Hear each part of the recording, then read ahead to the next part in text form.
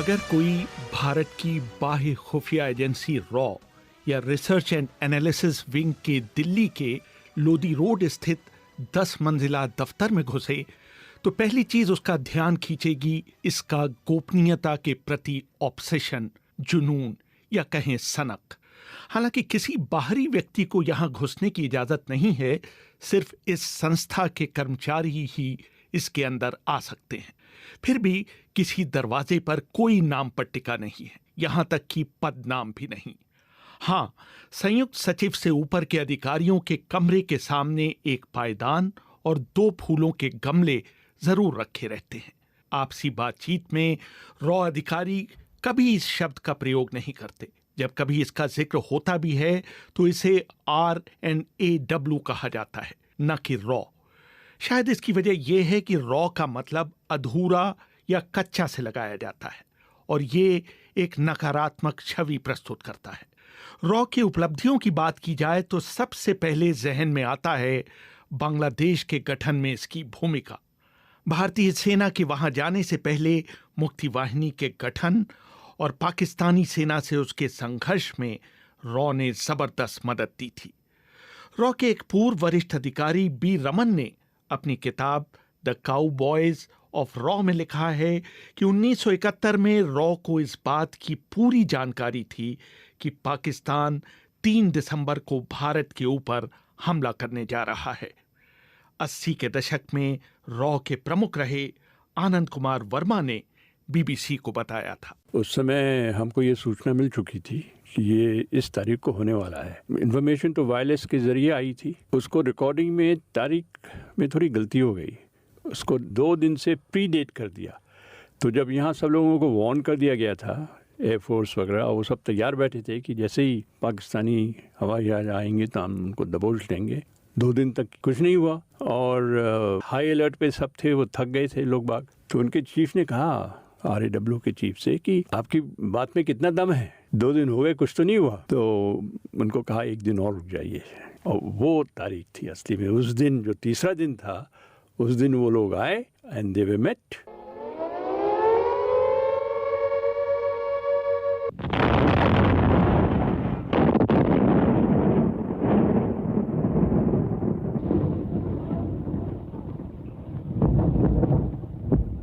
ये जो एजेंट था वो अच्छी जगह था, उसने ह्यूमन एजेंट था, अच्छा लोकेशन था और उसके पास कम्युनिकेशन का इक्विपमेंट था जिससे उसने वायरलेस कम्युनिकेशन किया। 1974 में सिक्किम के भारत में विलय में भी रॉ की जबरदस्त भूमिका रही थी। रॉ के एक पूर्व अधिकारी और रॉ पर किताब लिखने वाले RK यादव बताते हैं। सिक्किम की प्लानिंग RNAW की जरूर थी, लेकिन उस वक्त तक इंदिरा गांधी इस रीजन की अनडिस्प्यूटेड लीडर थी और इंदिरा गांधी बांग्लादेश की लड़ाई के बाद एक उनके अंदर एक इतना सेल्फ कॉन्फिडेंस आ गया था कि हमारे आसपास की जो भी प्रॉब्लम है मुझे सोल्व करनी है। तो सिक्किम का जो ऑपरेशन था उसकी शुरुआत ये हुआ था कि चौग्याल ने एक अमेरिकन लेडी से मैरिज की थी और CIA की वहाँ थोड़ी बहुत इंटरफेरेंस शुरू हो गई थी, पूरी नहीं थी। तो काव साहब ने जो एक सजेशन दिया था इंदिरा गांधी को कि इसको हम अपने साथ मर्ज कर लें। तो इंदिरा गांधी ने, इसमें 2-3 ही लोग इन्वॉल्व थे, PN अक्सर, RN काव और इंदिरा गांधी, ये 3 आदमियों के बीच में प्लान हुआ था।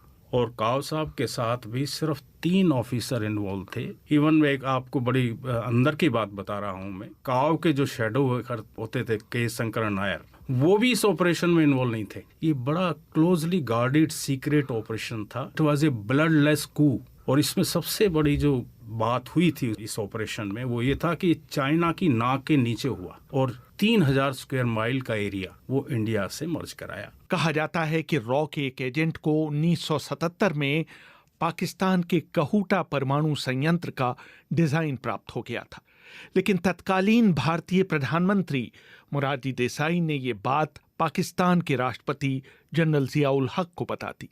मेजर जनरल VK सिंह रॉ में कई सालों तक काम कर चुके हैं और उस पर उन्होंने एक किताब लिखी है, secrets of research and analysis wing. Pakistan का न्यूक्लियर प्लांट है कहूटा में, उसका ब्लूप्रिंट किसी ने हासिल कर ली थी, किसी एजेंट ने, और उसने कुछ पैसा मांगा था, कोई $10,000, मोरारजी देसाई प्राइम मिनिस्टर थे, तो जब उनको ये बताया गया तो उन्होंने इसको टर्न डाउन कर दिया और उनको बता भी दिया उनको कि ऐसा ऐसा हमारे बहुत ऑफर है।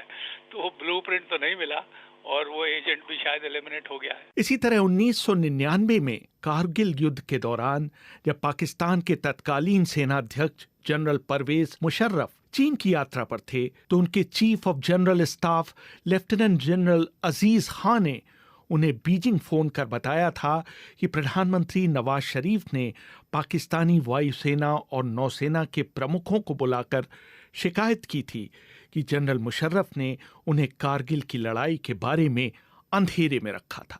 रॉ ने न सिर्फ टेलीफोन पर हुई इस बातचीत को रिकॉर्ड किया, बल्कि भारत ने इसकी प्रतियां बनवाकर अमेरिका सहित भारत में रह रहे सभी राजदूतों को भेजा। Major general VK. सिंह बताते हैं, वो रिकॉर्डिंग जो की गई है कॉन्वर्सेशन की, वो रेगुलरली उस तरीके की इंटरसेप्शन होती है, मगर वो कॉन्वर्सेशन बहुत इम्पोर्टेंट थी। उस टेप से ये प्रूव हो गया पूरा जो कारगिल का ऑपरेशन था ये आर्मी ने ही प्लान किया था और वही इसको एग्जीक्यूट कर रहे थे। जो भी जानकारी हम खुफिया तंत्र से हासिल करते हैं उसको हमको इस्तेमाल करना चाहिए, पब्लिसाइज नहीं करना चाहिए, क्योंकि आप उसको पब्लिसाइज करेंगे तो जहां से हमने जानकारी हासिल की थी उनको पता लग जाएगा कि इनको इस सोर्स से मिली है और वो जो सोर्स फिर हमेशा के लिए खत्म हो जाएगा।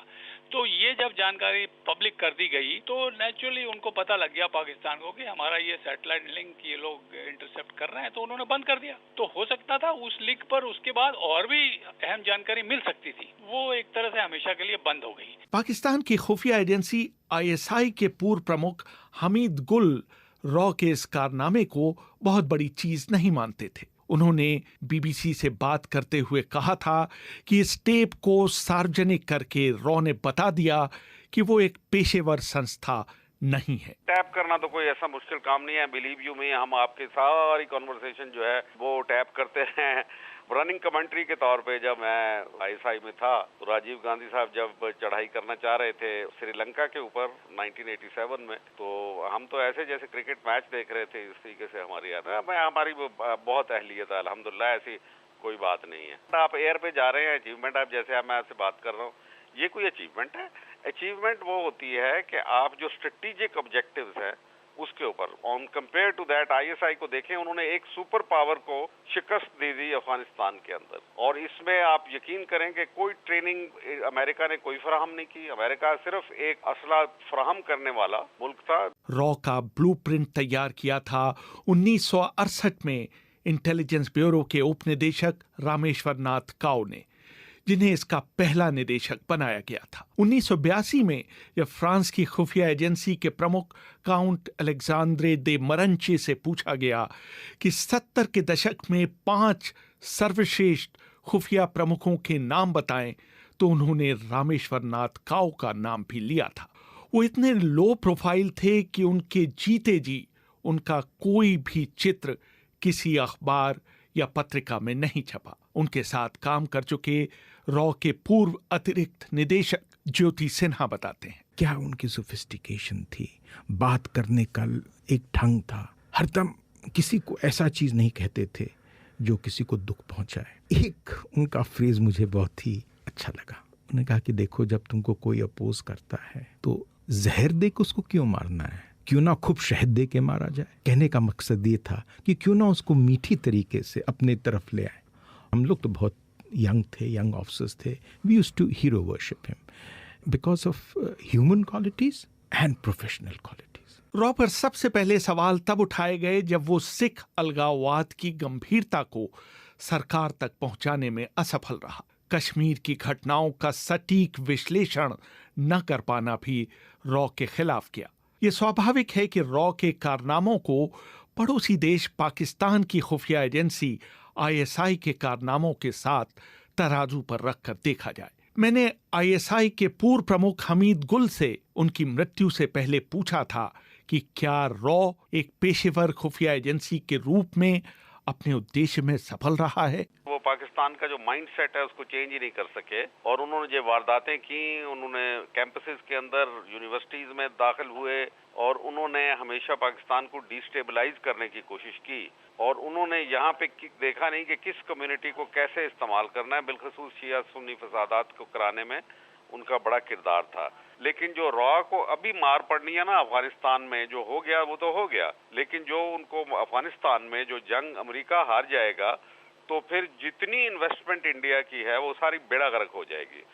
इंडिया से जो पॉलिसी गलतियां होती रही हैं वो ये कि रूस के साथ चिपके रहे आखिर तक, सोवियत यूनियन के साथ उनकी गाड़ी के ऊपर सवारी करते रहे और कहा कि हम तो नॉन अलाइंड हैं, लेकिन उसको रूस को कंडेम नहीं किया उन्होंने अफगानिस्तान के अंदर। तो एक बहुत बड़ी तहरीक जो है मज़ाहमत की अभी चल रही है, वो दुनिया भर में है, वो ग्लोबल इंपीरियलिज्म के खिलाफ है, global market free market capitalism के खिलाफ है।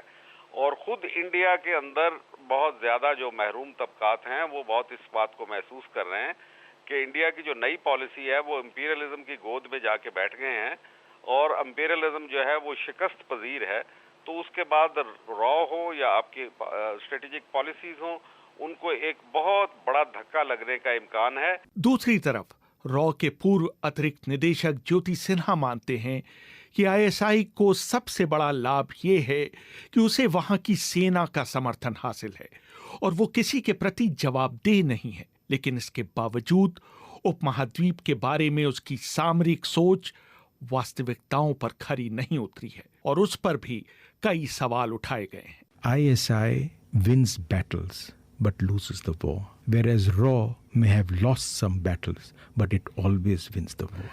ISI की ने जो इंस्ट्रूमेंट अपनाया perceived security interest of Pakistan को सेफ रखने के लिए, वो पाकिस्तान पे एक जबरदस्त बोझ बन गया। उन्होंने सोचा कि अगर हम अफगानिस्तान में डेप्थ के बारे में बात करें तो शायद हम इन हिंदुस्तान से अपने को ज़्यादा सिक्योर कर पाएंगे। उन्होंने सोचा कि अगर हम इस्लामिक मिलिटेंसी को एक हथियार बना के हिंदुस्तान के अगेंस्ट अपनाएंगे तो शायद हिंदुस्तान क्रम्बल कर जाएगा और ये पाकिस्तान की बहुत बड़ी जीत होगी। देखिए, ये दोनों बेसिक स्ट्रैटेजी था आईएसआई का, starting from 1947 I would say. Strategic depth as Zia ul Haq would call it and bleeding India to death by 100 wounds as Zia ul Haq would call it. और दोनों देखिए कितना महंगा पड़ा पाकिस्तान को। आज अफगानिस्तान की हालत देखिए क्या हो गई, एक दुनिया के लिए एक परेशानी का वो जड़ बन गया। और उनकी जो यूजिंग इस्लामिक मिलिटेंसी, उसका तो खैर क्या हम क्या सब जानते हैं कि Pakistan is paying a really heavy price.